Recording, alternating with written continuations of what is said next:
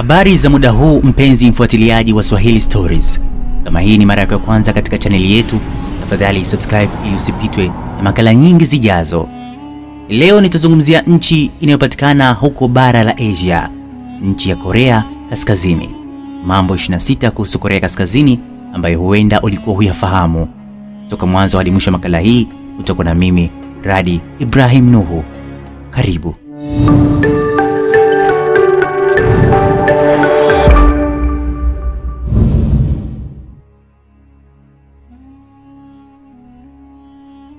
Kwanza kabisa, huko Korea Kaskazini ni kinyume cha sheria kuvaa jinsi. Mtu avae jinsi, hasa zile za blue, anaonekana kuzipigia debe tamaduni za Kimarekani, taifa ambalo kwao ni adui wao mkubwa sana. Adhabu ya kosa hilo ni kunyongwa au tu kuishia jela. Ulipofika mwaka 2015, serikali ya Korea Kaskazini ikaamua kubadili mtindo wao wa saa kwa kuzirudisha saa zao dakika 30 nyuma. Lengo lao lilikuwa ni kukwepa kuwa na saa sawa na nchi ya Korea Kusini. Huko Korea Kaskazini, baadhi ya makosa hukumu zake hudumu hadi vizazi vitatu. Sio jambo la kushangaza mtu kutumikia hukumu ya makosa aliyoyafanya babu yake. Channel za TV zinazoruhusiwa kuonyeshwa nchini kwao ni 3 tu. Moja huonyeshwa katika nyakati za jioni na zingine 2 ni katika kipindi cha weekend peke yake. Na zote 3 kabla ya kurushwa hewani ni lazima zikaguliwe na serikali. Raia wa nchi ya Korea Kaskazini hawaruhusiwi kufanya mawasiliano ya simu au email nje ya nchi yao. Rais Kim Jong-il alipendelea sana kula nyama ya punda na kunyoa panki. Alikuwa rais katili asiye na hata chembe ya huruma, na sasa mwanae Kim Jong-un kafuata nyayo za baba yake, naye hupenda kula nyama ya punda na kunyoa panki na pia kuua wapinzani wake. Aliwahi kuamuru mjomba wake ashambuliwe na kundi kubwa la mbwa wenye njaa kali.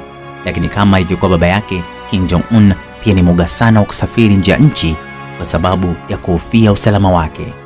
Huko Korea Kaskazini, mgao wa umeme ni jambo la kawaida sana kutokea.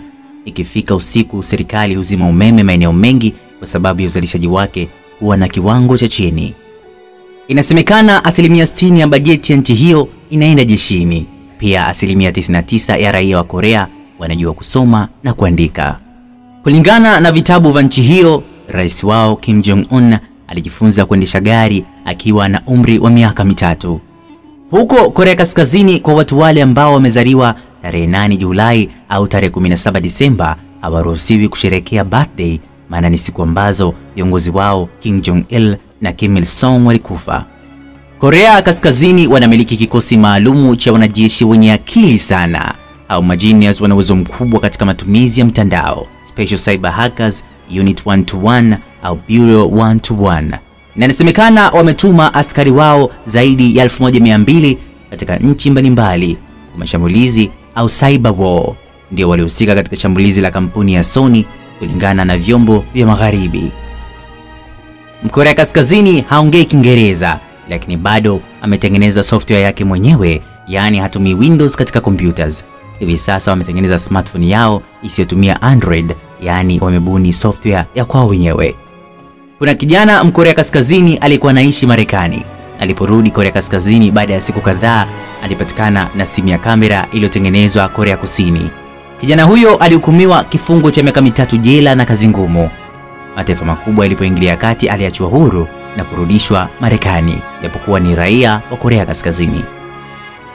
Kumiliki Biblia nchini Korea Kaskazini, kuangalia filamu, tamthilia za Korea Kusini na kusambaza picha za ngono, adhabu ni kifo ukibainika.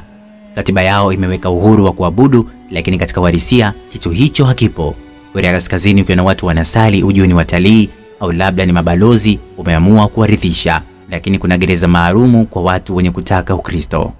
Pia ni wanajeshi na viongozi wa serikali tu ambao wanaruhusiwa kumiliki gari. Wakati duniani kote tukiwa katika karne 21, lakini ukienda Korea Kaskazini wao wanajua hii ni karne 12. Kalenda yao wakihesabu kuanzia kifo cha kiongozi wao Kim Il-sung, rais wa maisha wa Korea Kaskazini. Yani mtoto wake na mjukuu wake wamekuja kwa viongozi tu, lakini babu ndio rais mpaka leo hata kama amefariki. Kalenda ya nchi hiyo inaanza siku aliyezaliwa rais wao wa kwanza, aliyezaliwa tarehe 15 mwezi wa 4 mwaka 1912.